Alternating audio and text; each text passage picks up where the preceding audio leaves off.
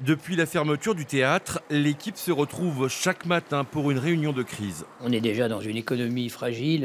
Là, évidemment, je crains qu'elle ne soit davantage fragilisée. Mais évidemment, on va voir.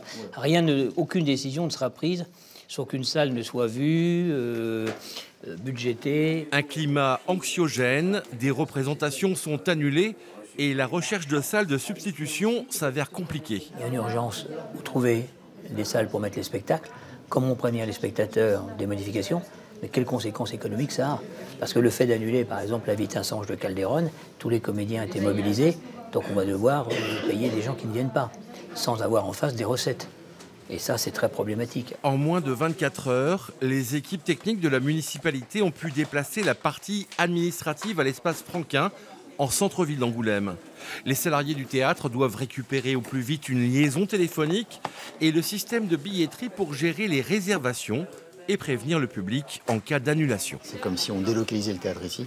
Donc c'est-à-dire c'est des transferts spécifiques, des adresses IP spécifiques. Voilà. Donc il y a tout un tas de préconisations techniques et de prérequis qu'il faut que l'on retrouve pour effectivement pouvoir travailler dans de bonnes conditions. Voilà.